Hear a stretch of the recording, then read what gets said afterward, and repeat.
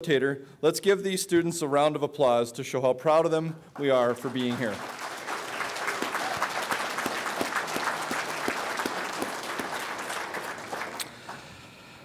We'll let the panel facilitator introduce the students, but I'm pleased to note that we have students today with us from 5 school divisions: Holy Trinity, Prairie South, Prairie Valley, Regina Public, and Saskatoon Catholic. Now, I would like to introduce Dr. Michael Capello. He teaches at the Faculty of Education at the University of Regina. His work over the last 4 years has focused on teaching and learning against colonialism and teaching and learning into reconciliation between Indigenous and non-Indigenous peoples. Please join me in welcoming Dr. Capello to our youth panel this morning.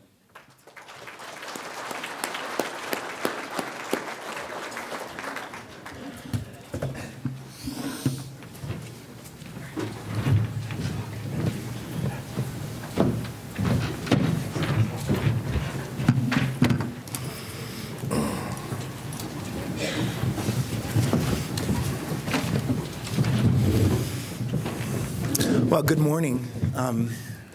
We're thrilled to be here, and I was going to start with you applauding these students, and so that's fantastic that we've done that already, and we'll do that again in a second. But I also just want to make note of their parents and their guardians and their teachers that have facilitated their being with us here today. And you know, we can think of them immediately, and we can think of them broadly, but I think they're worth a round of applause as well.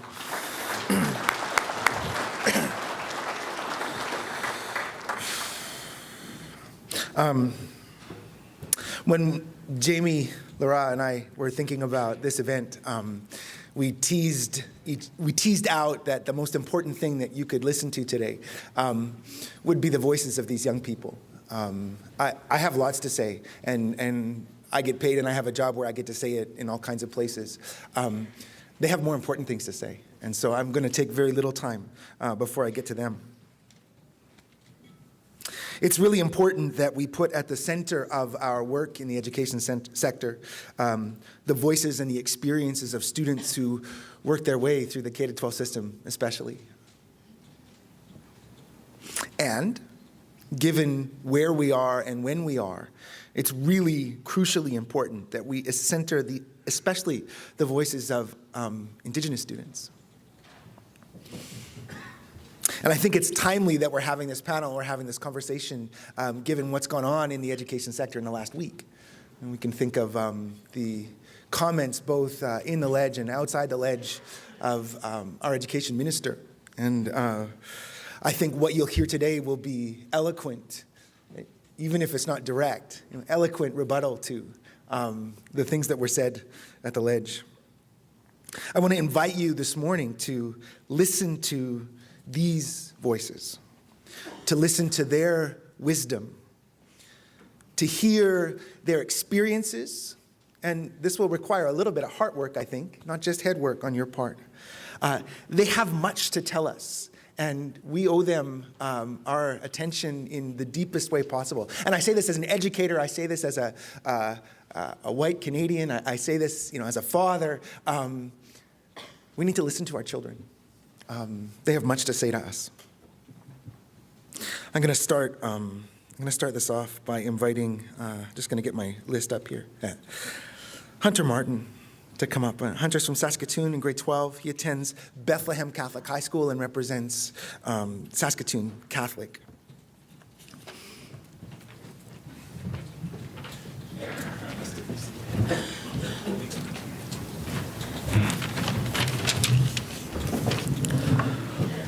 Hello.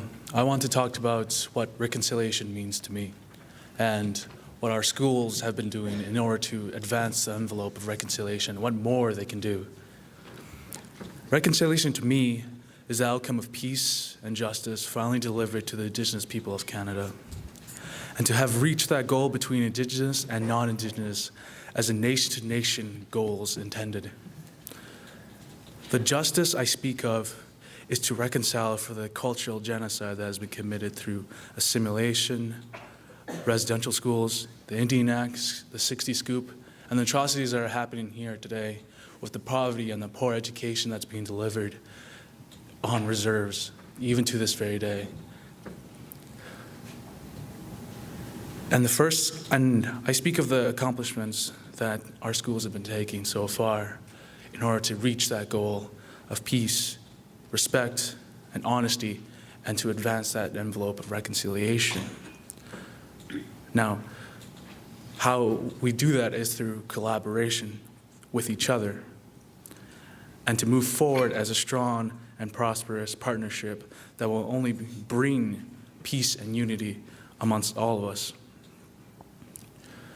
Finally, for every Indigenous and non-Indigenous person to have equal opportunity, regardless of who they are and where they come from, to thrive and to prosper together as Indigenous and non-Indigenous people, which will bring about a new age of peace and unity in Canada for everyone. Now, some of the first steps towards reconciliation would have to be taken by the institute, by one of the most important institutions in Canada and anywhere across the world, which is the educational program. Over the past decade, the Saskatchewan Catholic schools have been progressing towards the goal of reconciliation. But it is taking time through that, and how they have advanced that envelope of reconciliation by means of classes such as Native Studies, beading, and the clubs they have as well of drumming. There is also occasional smudging ceremonies that are held in the morning.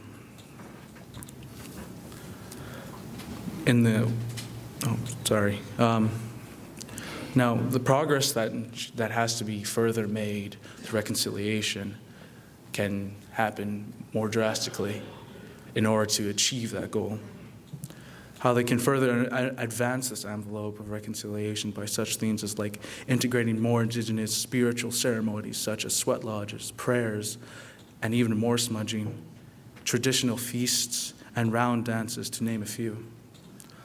All of these acts of reconciliation, which are only the first few steps taken by this generation to truly obtain the goal of nation to nation, which in turn will achieve peace and unity for all of Canada, and to leave the child on reservations, a better future for everyone. Thank you.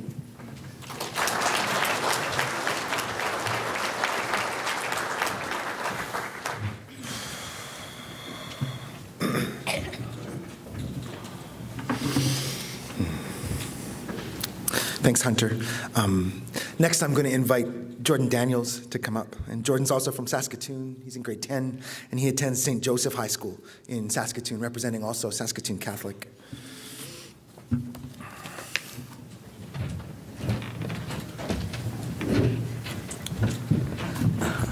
Hello, Tanse. As he said before, I'm Jordan Daniels. I'm a proud member of the Mistawasses First Nation. As he said before, I'm in grade 10 and go to St. Joe's in Saskatoon. But we're not here to talk about me. This isn't the focus of this. This is the focus of reconciliation. The dictionary definition for reconciliation is the restoration of friendly relations. To me, I believe reconciliation is much more than that. To me, reconciliation is more than righting the wrongs. Reconciliation is the next step towards the future. It's important that our schools focus on reconciliation because our youth are the future. TRC call to action number 10 says, we call on the federal government to draft new Aboriginal education legislation with the full participation and informed consent of Aboriginal peoples. Part III of this call is developing a cultural appropriate curriculum. I feel like that's important because we need the accurate teachings and the culture in schools and in the curriculum. We need to integrate it more and not take it out. Canada's relationship with Indigenous people has suffered because of the residential school system, the Indian Act, and the 60s Scoop. Restoring this once friendly relationship requires awareness, patience, understanding, but most importantly, education. To me, this panel couldn't have come at a better time. The controversy around the ignorant comments made by our own Minister of Education. We need a minister that is fair and knowledgeable about the history of First Nations people. At St. Joseph, I sit on the FNM Relations Board, and this helps the school deal with reconciliation directly because we get to talk to the young people and we get to see what their input is and what they like to see. I believe that young people like myself can lead the way for reconciliation by telling their teachers or schools what they think or what they expect.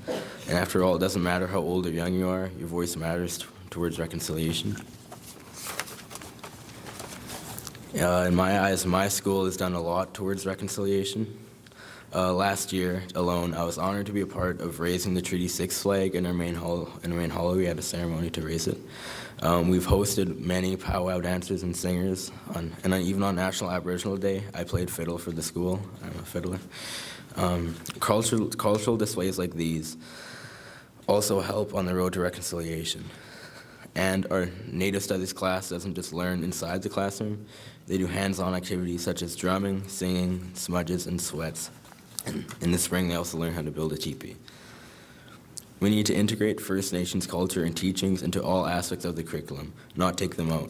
But after all, the past is the past, and there's nothing that any of us can do about it to change it. But now, it's up to us to reconcile and repair the broken relationship with Canada and its Indigenous people. Thank you. Akse.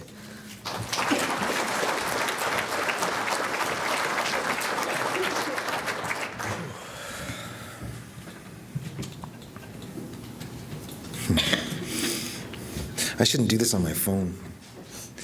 Anyways, Jordan, thank you. I'm going to invite Kisis Isquacapo.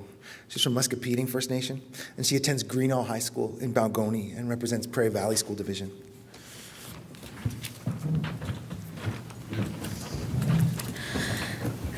Canada as a country has a long road towards reconciliation. Both Indigenous peoples and Canadian citizens will have to face harsh truths of their history. Both will naturally follow different paths to arrive at the same goal of reconciliation.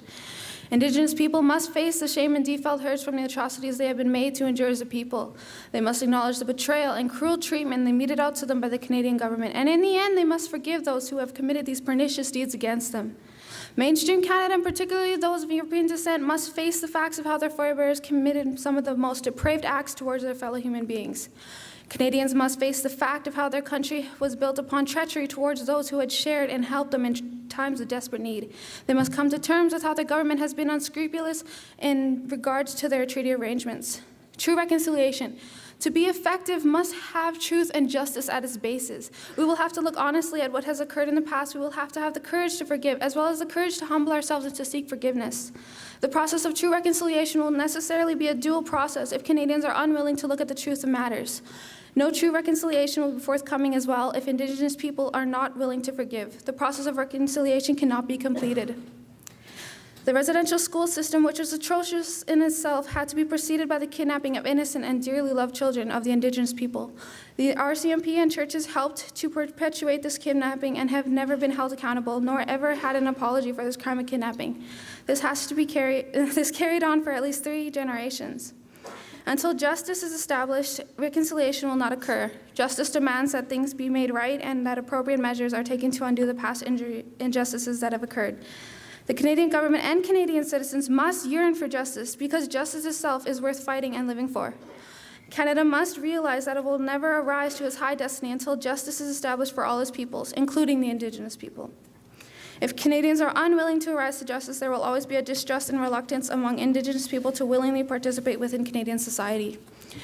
The true history of Canada must be placed within all academic institutions within Canada, from elementary schools to universities.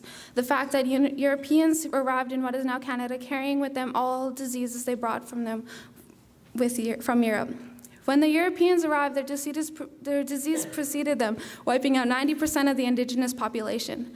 After the diseases wreaked havoc upon my people, the Europeans still did not have the military might to deal effectively with the Indigenous people and had to resort to treaties to ensure the cooperation of the Indigenous people. The 1763 Royal Proclamation made by King George, because European forts were burned down and Europeans had been chased out of the Indigenous territories by Indigenous people led by Chief Pontiac. When this proclamation is taught in schools, none of this is mentioned, and this needs to be changed. The British Crown made treaties with Indigenous people to access the land because they had no other choice. The Europeans did not possess the military might to conquer the Indigenous people, and this brought about the process of treaty making. Canada currently puts out the image that the European people conquered the Indigenous people and made treaties with them out of charity and benevolence.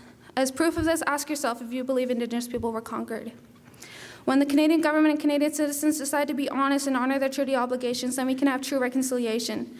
During the treaty process, the Indigenous people were promised that their life would continue as before. This meant that they would always retain full ownership of resources within their traditional territories. When the treaties are fulfilled, Indigenous people will no longer be beggars on our own land.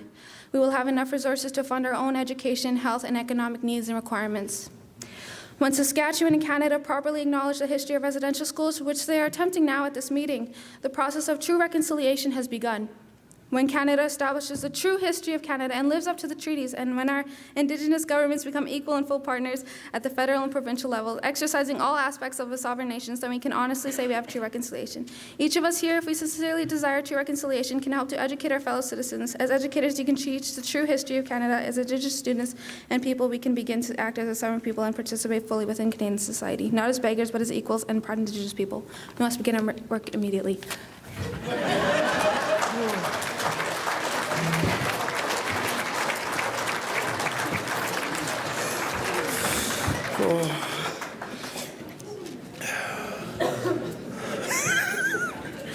I gotta say, do you have ears to hear that? Yeah. Thank you. Paige Harmon from Regina. She attends Balfour Collegiate and represents Regina Public.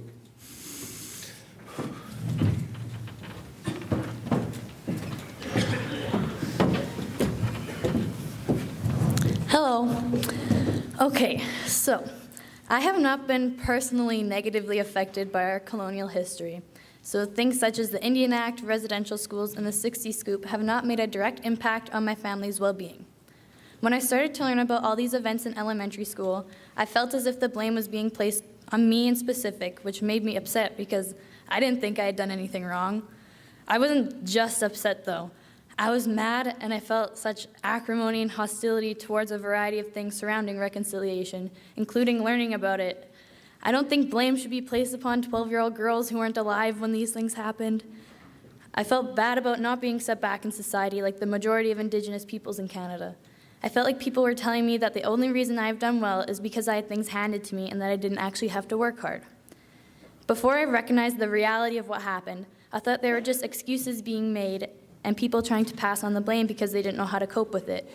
I didn't connect how the past had forced people into these situations, and their identities and cultures were totally taken from them. I hadn't really understood how people have been set up differently in society due to the past, and how the structure truly does benefit me.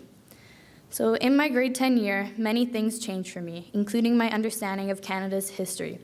I used to be extremely outgoing, I had a bubbly personality and a good home life.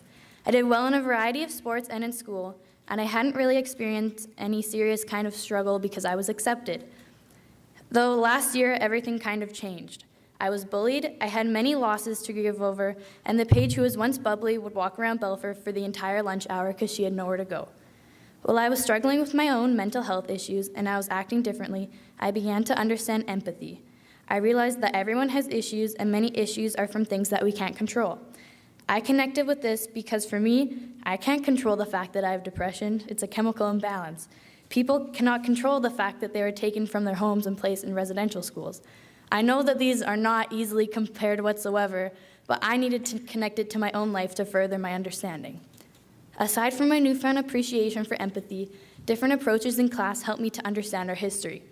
If the blame is not being placed directly upon me and my classmates, it was easier to acknowledge how some of us are set up to succeed in society. So after I learned about the events that shape Canada today, I gained an appreciation for how people have been negatively affected and are still being affected today. So reconciliation is important to me because I think everyone should have the same opportunities, and that's not the case. And people need to have the opportunity to practice their own cultures, language, and other things, but that's not happening. No one should feel isolated, especially due to things that they can't control, like their race, their culture, mental illness in my case, and we can't let the past repeat itself. So, but what would reconciliation look like? That's a good question, I guess. I think it would be people respecting all others' cultural practices, languages, etc., People would have better attitudes and we'd build better relationships. There'd be a lack of discrimination.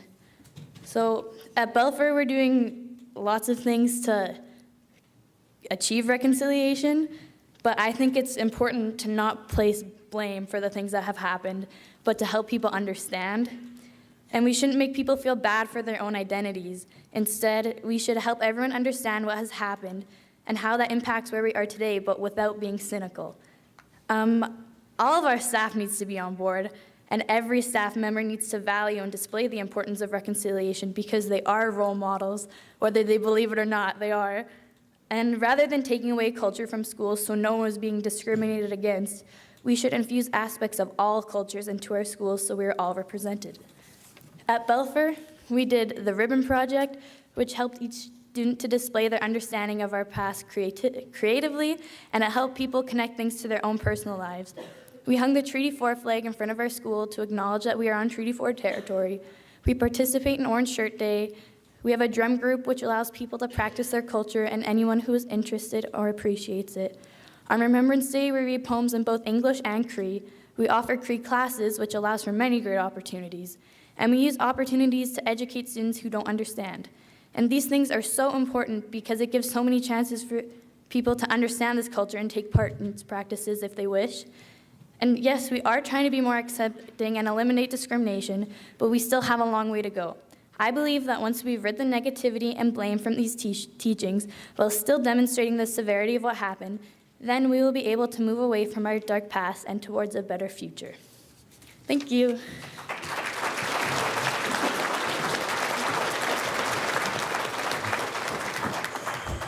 Thanks, Paige. Again, what I said earlier about listening to students, this is full. We could spend all morning with them, and you would benefit from that. Kalika Kober is from Moose Jaw. She's in grade 12, and she attends Vanier Collegiate and represents Holy Trinity School Division.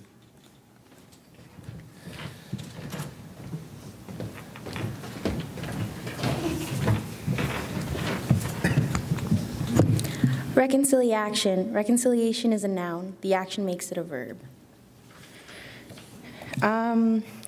When I went into grade 11, I saw a tick for Native Studies 20 on the paper. And to me, when I found out that there was a Native Studies 10, that we didn't offer it, I was very upset. And that we don't offer a Native Studies 30 either.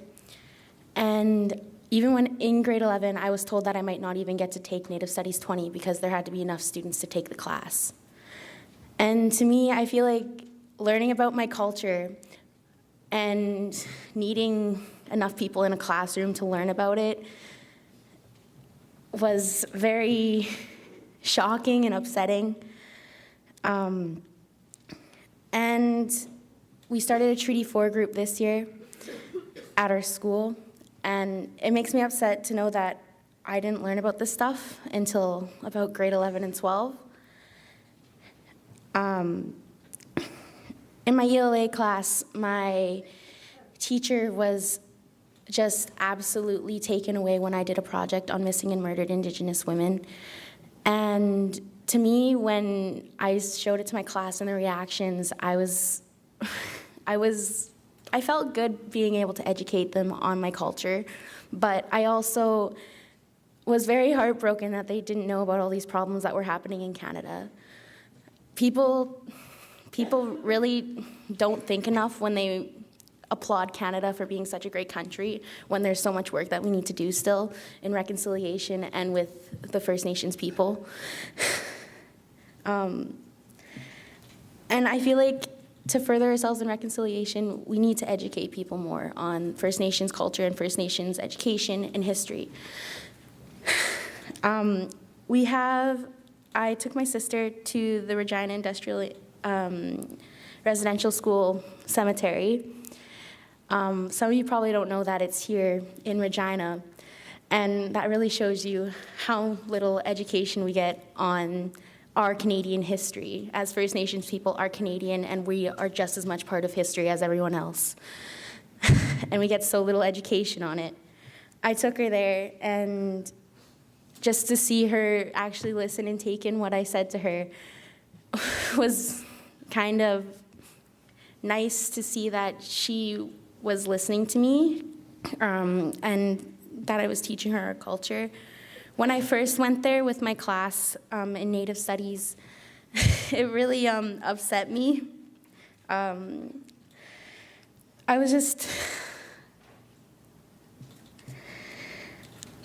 was taken back by how little recognition that this cemetery got, and that I only found out about it that year. And there was construction happening like not even 20 feet away from the cemetery.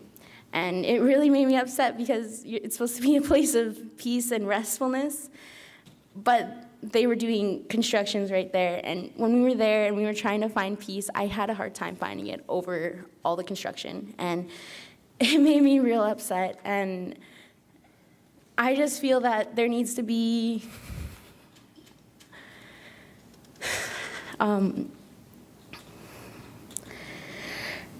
that it needs to be considered our culture and not just their culture. This is everyone's history, and I feel like everyone needs to learn the First Nations culture. So, thank you.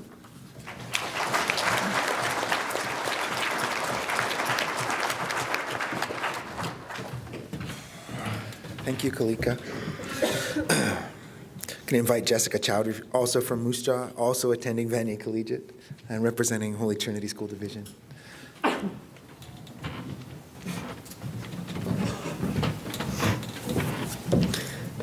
So as he said, I'm Jessica Chowdhury from Moose Jaw, and I'm part of the Treaty 4 Club at Vanier. I'm from BC and belong to an Indigenous family. My family out there is very active in trying to make a change, and I wanted to do the same here in Saskatchewan, which is why I took Native Studies 20, then joined the Treaty 4 Club at Vanier. Through Native Studies last year, we were able to come and do the blanket exercise, and we also learned how to facilitate it. Starting my grade 12 year, a group of us who were in the Native Studies 20 class had the opportunity to facilitate the blanket exercise to the Holy Trinity staff. This was the beginning of our Treaty 4 Club. It was a really eye-opening experience for me because we were leading the teachers, and some of the teachers didn't know what some of the words meant or even how to say them.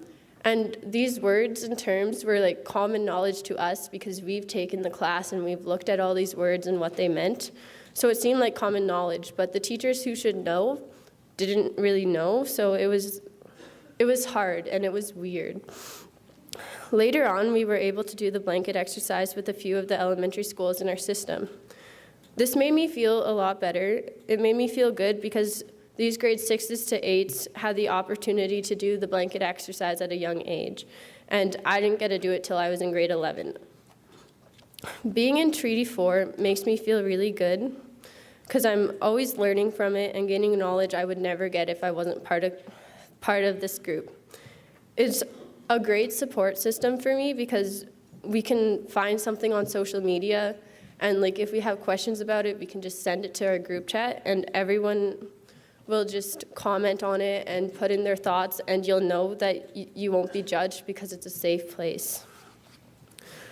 So that makes me feel like it's so important to have class time given to learn about this history and do things like the blanket exercise. Because if it wasn't mandatory and if people didn't take Native Studies 20, these people probably wouldn't be the people who were in Treaty 4 Club. And people don't always like to participate in things if you have to go out of your way and use your own time for it. So if it was mandatory, more people would find an interest that they didn't think they would have otherwise.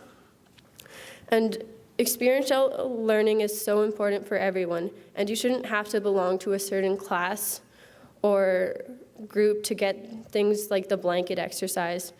Because these things like the blanket exercise give you personal feelings on what happened, and I feel that's so important.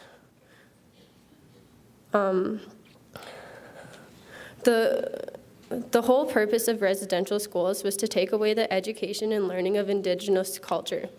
By not teaching this history in schools, it's giving them exactly what they wanted. And we want schools to teach more about the Indigenous culture so that we're not just giving them the free win. We have to fight for it.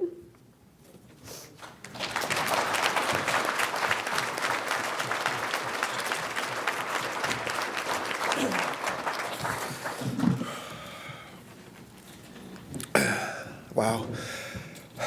Thank you. Can I be blunt? For most of us in this room, we will be led kicking and screaming into reconciliation by our children. I'm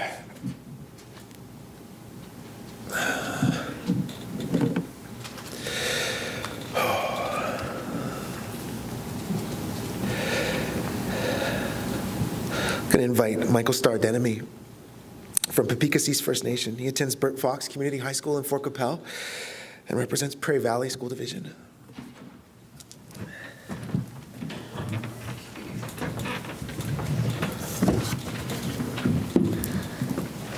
Hello, like what Michael Capello said, my name is Michael Stardenemy, but my name is Colin Thunderbirds in the West.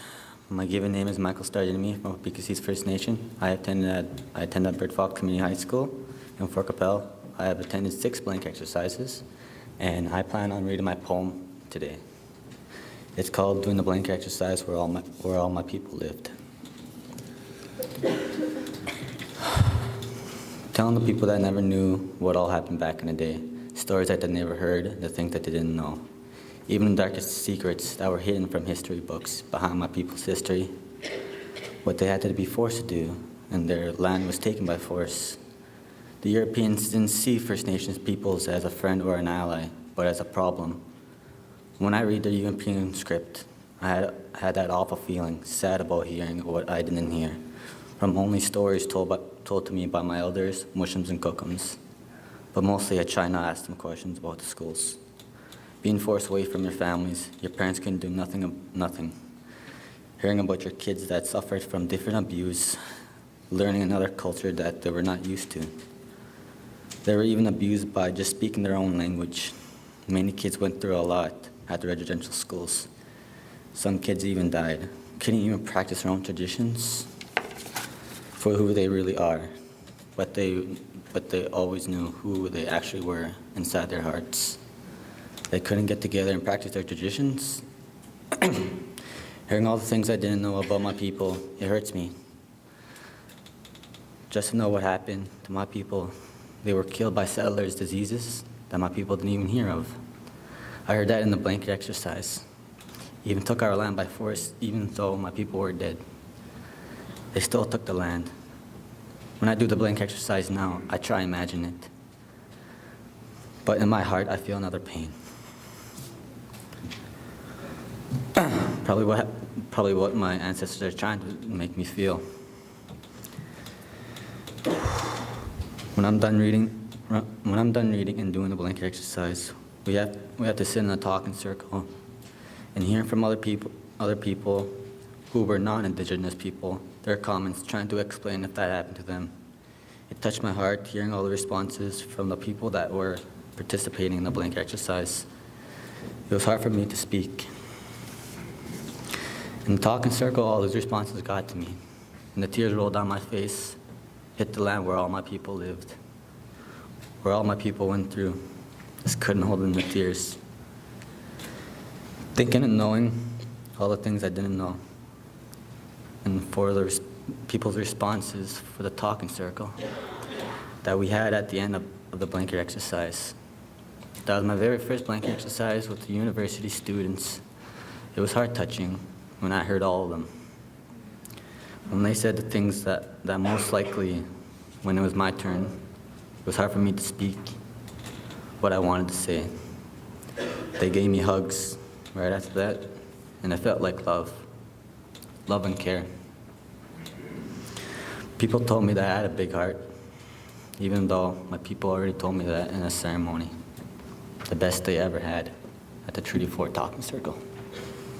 Thank you.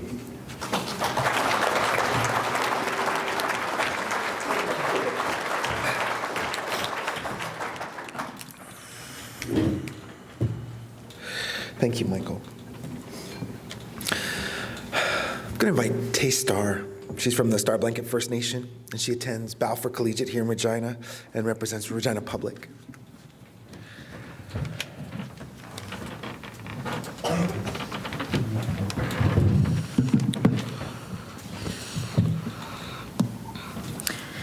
Tansei. Naki ask Montinau. Paksamatak Piasu Esquel. Good morning. My name is Tay Starr. I attend the Balfour Collegiate Shirley Schneider Support Center. I was asked what reconciliation means to me. Reconciliation means different things to everyone, but to me, it's acknowledging and remembering what happened and all of the truth that comes with that. It's learning to move forward and work together as not only as a country, but a province, city, town, etc. To move together, not separate, but together.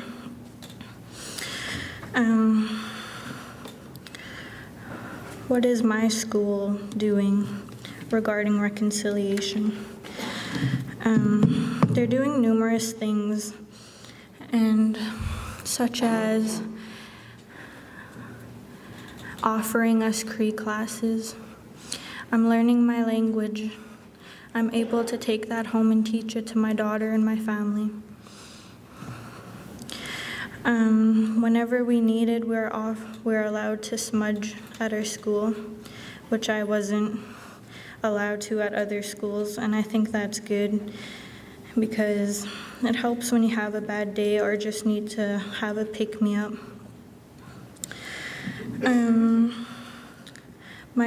My school also recognized Orange Shirt Day for residential school survivors.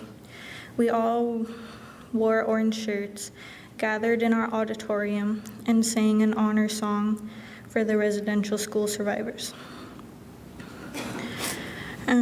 We have a drum group every Friday where anyone is able to learn songs such as powwow songs, round dance songs, honor songs, flag songs.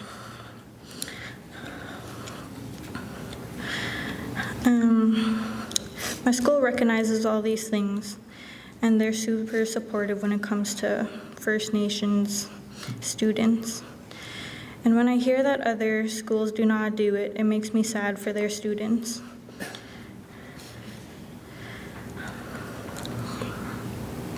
My culture is a big deal to me, and I think I'd have a lot harder time not being able to learn everything that I learn at school.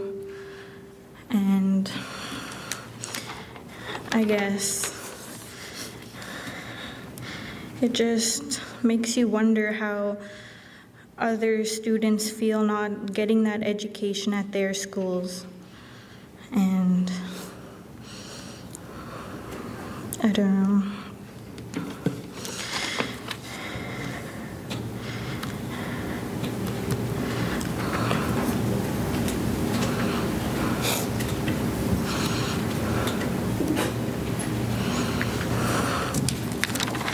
Anyways, I think Balfour is a school to look to with all they do and all the supports they offer.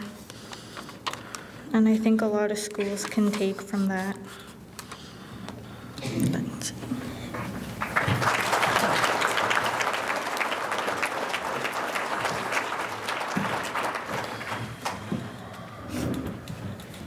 Thank you, Tay. I'm going to invite Jeremy Cordial. He's from Illa Cross, and now he attends Central Collegiate Institute in Moose Jaw down here in the south and represents Prairie South School Division.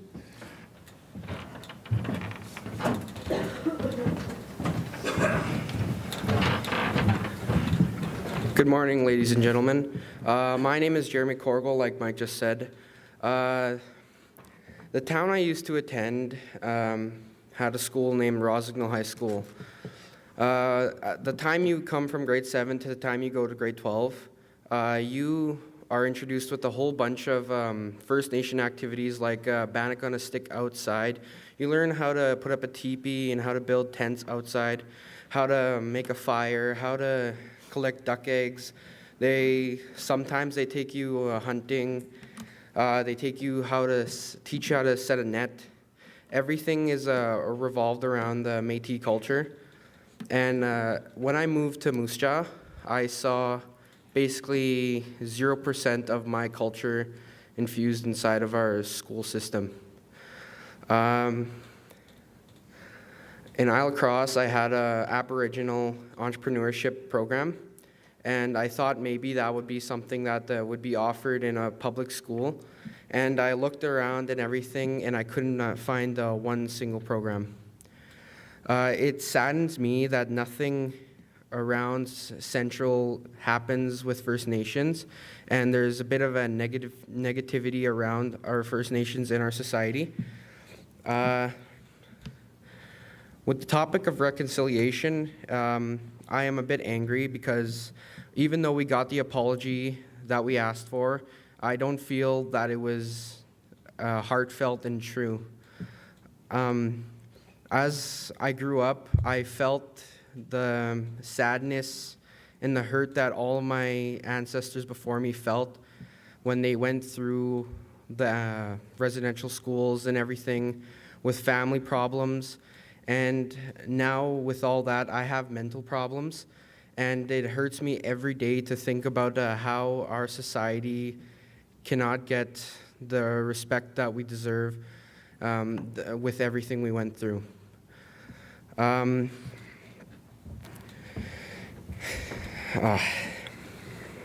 With our society, I feel that we do need more activities infused in other schools. Because I came from such a remote place up north, there is a lot of activities we do, but I would also like to see that in the schools down south here. Even though there's such a low population of First Nations, Métis, and any other culture related to First Nations, we still need to make them feel welcomed and make them feel comfortable with the culture they were born into. Reconciliation to me means the peace and harmony of everybody around you. And I thought we reached that, and when I came down, I had a friend of mine tell me, why don't the First Nation just get over what happened with the residential schools? We said sorry. And with that, I felt a tear go to my eye, because that's like telling a person who comes from the Jewish heritage to say, get over the Holocaust. It's nothing. And with me, I just about burst out crying in that moment, because I know what it was like because of how all the stories, they went through physical, mental, and sadly they went through sexual abuse. With everything that's going on, I would like more First Nations to be recognized and to get help. And with everything I said, I would also like to reach out to a touchy topic in the Indigenous world right now, and that's suicide and depression. With my life, I was raised in alcohol and drugs. It was hard, and I hated it. And now with all that happening, I can't get a night of sleep without having to think about what happened when I was younger. I realize that lots of people have these problems, and it's hard for me to look at someone and say, oh, I just feel the pain of everybody around me, and when someone looks me in the eyes and says that they want to kill themselves, that it brings me to tears, because nobody should have to feel that way, and nobody should have to go through life knowing that they come from a heritage of being killed, being molested, being hit and strapped. We need to get to the true apology, and we need to have peace. And the way we do that is a basic psychology. In order to solve a problem, we need to first realize that there is one. Thank you. Merci.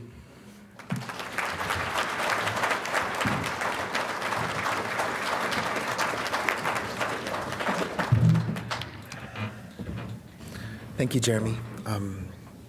Last but not least, as far as the students are concerned, I'd like to invite Kaylee Olson to come up. And she's from Moose Jaw as well, and she attends Central Collegiate Institute as well, and she represents Prairie South.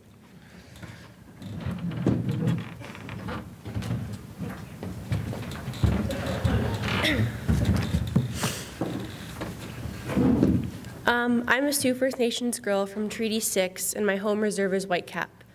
My traditional name is Beautiful Thunder Voice, and I believe I was given this voice to speak today.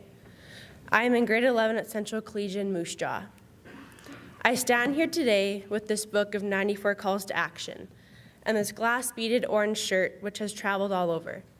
These are special to me and were gifted to me by Eugene Arcan, who sat on the Truth and Reconciliation Survivor Committee. Eugene is a very special part of my journey, and I live my life in honor of every survivor and every spirit who has left us. My family has attended residential schools, and it is very hard for them to still talk about it. But I traditional dance and speak to show my love and support to all of them. Today, I would like to share part of my story so you may get a quick sense of what some First Nations kids are experiencing in these schools. My journey has not been easy, but to share is part of my reconciliation to healing. This trauma is very real for me and is something hard to share. Very early in my life, my culture became very important to my family. I was like any other kid, or so I thought. But as time went by, I wondered why kids started to pick on me. I remember in grade 6, I wore moccasins to school and being made fun of. My moccasins were handmade and so special to me. They were beaded beautifully and smelled of tan hide. I was so proud of them.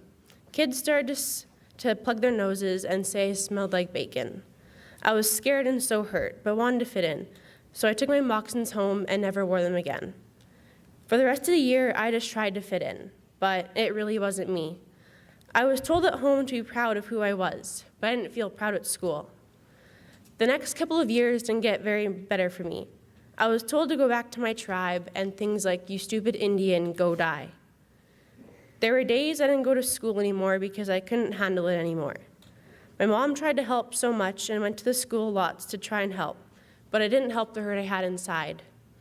I was just a girl who wanted to go to school, but instead was becoming scared and ashamed of who I was. The school I went to said I could just stay home for the rest of grade 8 because I was going to graduate anyways. Why should I have to stay home from a place that was supposed to be safe and where I was supposed to learn? Racism and bullying were very much a reality for me. I spent many days in my room crying and trying to figure this all out. To be honest, I was scared of school, the same place my family was scared of for so many years. I had so many lonely and scary days. My Aunt Val, who is in the spirit world now, came to me in a dream, and I believe she saved my life, and this is why I'm here today. How was I ever going to get to grade 9? I was scared, actually terrified. In grade 9, I started to share my story openly to try and heal and bring awareness of how things truly are. Now in grade 11, I am on the honor roll but have to work very hard at this as I have a hard time trusting teachers and fitting in. So at times it's hard to concentrate on classroom study. It's being accepted and always wondering who will make a hurtful comment next. That makes me nervous each day. A few teachers at my school who know my story have really helped me get through these last few years. I am so thankful for Mr. Rollick, Mr. Carter, and Miss Adams, who have helped me and given me so much support. I want to do the best I can in school, as my dream is to study in law and to make a difference in a positive way. I am disappointed with our Minister of Education comments last week. As a First Nation student, this was sad to hear. We go through so many struggles in school that other kids will never face, so to hear someone like her make those remarks are hard for me. This is the first year that each day when school starts, we recognize treaties and treaty people, which I thought was good, but after overhearing part of a conversation that between a student and two teachers, it makes me sad and embarrassed that we recognize this. Once again, I feel unsafe. I did not hear the whole conversation, but I heard a student ask something about why this is done each day. And one of the teachers made a remark to the effect of it being pushed by the school board, and another teacher said she took a First Nations class and this wasn't said every day. Sometimes I don't even say anything anymore because it's just too hard to speak up. I feel ashamed of who I am. My school offers French, German, and Spanish, and I would think in the spirit of reconciliation, it would be nice if one of our high schools taught a First Nations language class. If we wanted to take it, at least one school would offer it. Our language is so important for the journey of reconciliation. I would like to see one of these books in each classroom across our province. It only takes one person to pick it up and read it and maybe start a conversation about reconciliation and how we can all start to learn and heal together. I want to leave you today to think about what your reconciliation will be. Mine will be to talk and learn as much as I can about the past to heal our future. I hope today we can all be a part of that together. Thank you.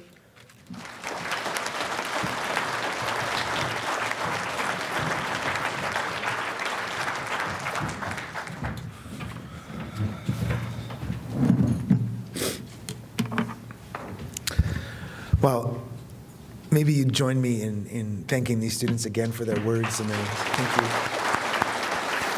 Yeah.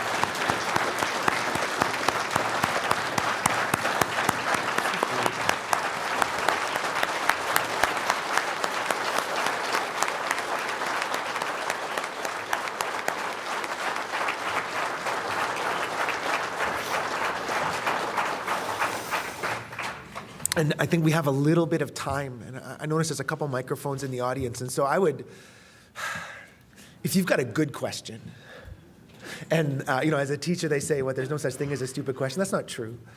I think you've got these experts living out their lives in the schools.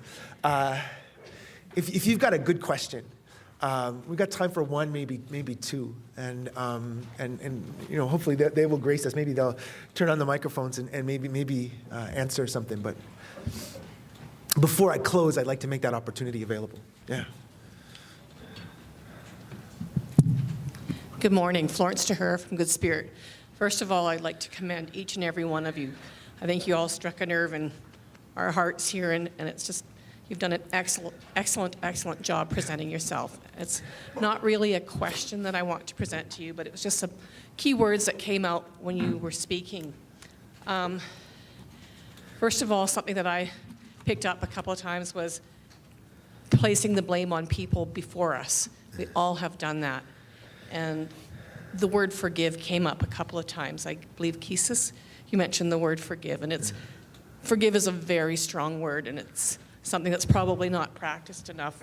And I do agree, we do need to move forward together to break this bond that has been created by our forefathers. Thank you.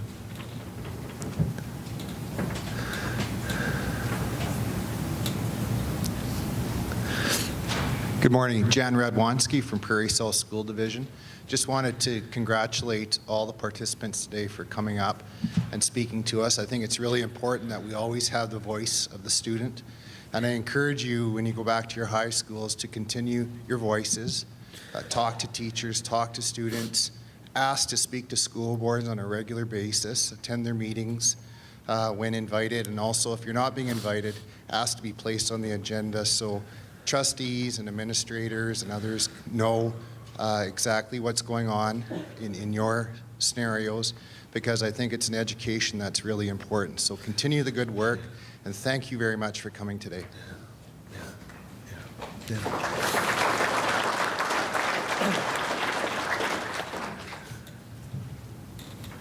My name is Jerome Perro. I'm from Zinnan Park, Saskatchewan. I'm with the CSF School Board. Since 1983, I've hired many natives. Still am into alfalfa seed production, where we do approximately 1,200 acres a year, and I've hired many natives from Nipawin, Saskatchewan. I've had some that've been with me for basically most of those years, and I always found that there was a lack of self-confidence, and many times I think we've discussed, and I'll basically, listen to what they had to say. But I still think that their way out of the dilemma for the natives in Saskatchewan, and actually not just Saskatchewan, is education. and for the youth to be able to rise and in different positions. And I think that's one area that a lot of the Native workers that I've had working for me felt that they lacked the confidence to be able to rise. And that's one thing that I feel that they need help to build their confidence. Thank you. Thank you. Thank you. Over here. Yeah. Hi, my name is Cordial Starlight. I'm a mother. My daughter's Kizis Capo. I'm also an educator. I think the thing I did want to say coming up to the mic is that our students face a 75% dropout rate. That's what our students face. I think we don't look at that enough, and I also think that our strategies are not working. What we're doing in the classroom is not working. I think we need to change, and I think it needs to come from the classroom, and I think it needs to be relevant and real, and I think we need to get our numbers down. These students here are brave in what they're saying today. They've done an amazing job, thank you. But I think we need to keep in mind that our strategies right now are not working. We need to figure out what's gonna work and put our resources behind that. We are here as equal partners in this province, in this country, and we're facing the 75% dropout rate. I think a lot of times when you bring this up, it's always overshadowed by, well, we have other minorities. We have other people in our school that we need to think about. I've heard that a lot of times. But I'm sorry, it's our people that are facing a 75% dropout rate. Thank you.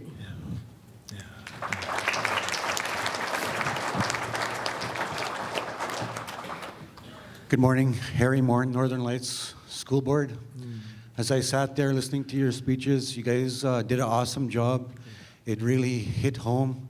I felt it in my heart. I saw a couple of colleagues there. Their heads went down. I think as you guys spoke, there's a lot of educated people in here. We have our deputy minister. The message was loud and clear, and I'm just saddened that we didn't have anyone from Northern Lights up there, because we have our own issues. But you guys did a really awesome job. I just feel better as a young leader standing here knowing that you guys are the next generation to carry on this work, and it touches my heart. I just wanted to come and thank all of you from speaking from the heart, and all the people in here are starting to get it. I just wish the minister was here to actually get the message from the youth panel and the School Board Association.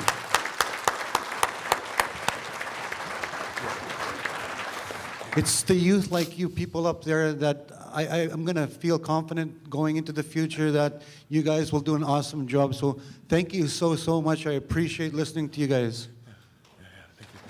Last word. Last comment. Grant Gustafson, Saskatchewan Rivers Public School Division. I've been disappointed in what we take in history in school from the time that I was a student. I learned about the great European history. What I have done over the years is I've made efforts to learn about the history of this province. This is my adopted province.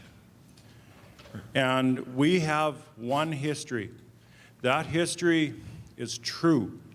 A lot of what you talk about today that's just a small part of our history. We're focusing on that negative part of our history, and we can't forget that. We need to make sure it's included. What's still sadly lacking, though, in our curriculum, and I think it's where a number of you folks want to go, we need to hear more of the history of our founding peoples of this territory. We need to hear the good things. We need to hear about hundreds of years ago and how wonderful and vibrant a society we had here already, and how accommodating they were when people came here that couldn't survive without the people that were already here. So. Is it time for curriculum renewal and for society to embrace our total history instead of trying to just deny a part of it? Yeah, it's time. Absolutely. So keep up the battle, kids. Gonna win it. Here. Yeah, thank you.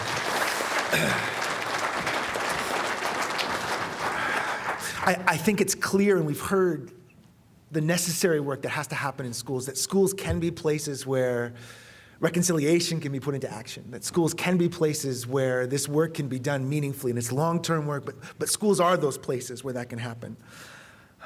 But if you don't know, if you don't understand that schools are also the places where the anti-Indigenous racism of this province are incubated and practiced, you're also missing out, right? That's also a reality of schools. And I think the testimony of these students, their experiences in schools, what they chose to share, and those things that they could not share, we need to recognize that schools are both of those things. We didn't really start this way this morning, but to recognize that here we are on Treaty 4 territory. And this is the territory of the Cree and the Saulteaux and the Nakota and the Lakota and the Dakota peoples. And it's also the homeland of the Métis Nation. And in fact, this will always be the territory of the Cree. And this will always be the territory of the Saulteaux, and it will always be the territory of the Nakota and the Dakota and the Lakota peoples, and it will always be the homeland of the Métis Nation. And reconciliation means living into that as our shared reality. Not denying it, not wishing we could get over it, embracing that as our future. And we've heard from a number of people, and we've heard echoed here what it would mean for those languages to be resurgent and for those cultural practices to be resurgent. We don't need less inclusion, we need more inclusion. That is, in fact, the future for us. And I often think of this. A lot of us white people in the room, if you were told that you could not share your cultural heritage with your kids, if we made it illegal to teach your kids to make pierogies or Ukrainian dance, if we made it illegal for you to do any of those things, I ask, is there a place in the world where those practices are kept, where there's a homeland? And for my Ukrainian friends, the answer, of course, is yes, it's the Ukraine. And for my Filipino friends, it's yes. Tagalog and Tinikling are practiced in the Philippines. There are places where those practices are home. If you're Plains Cree, where is that place? It's right here. And it will always be right here. And we have some responsibility to live into that as our future. And I thank you for listening. Thank you for your words, your courage, your strength, your wisdom. I'm sorry that you have to continue to bear the brunt of this work. And I want to invite you as my colleagues, in your leadership responsibility, to take up more of that weight. That cannot be a burden that is only carried by our Indigenous youth or by our young people in schools. That has to be a burden that we carry, that we put our shoulders to, that we bear the brunt of. And I invite you to that this morning. And as you switch now to some deliberations and things, may these words, may these stories, may this wisdom, may that resonate and continue to do its work. Thank you.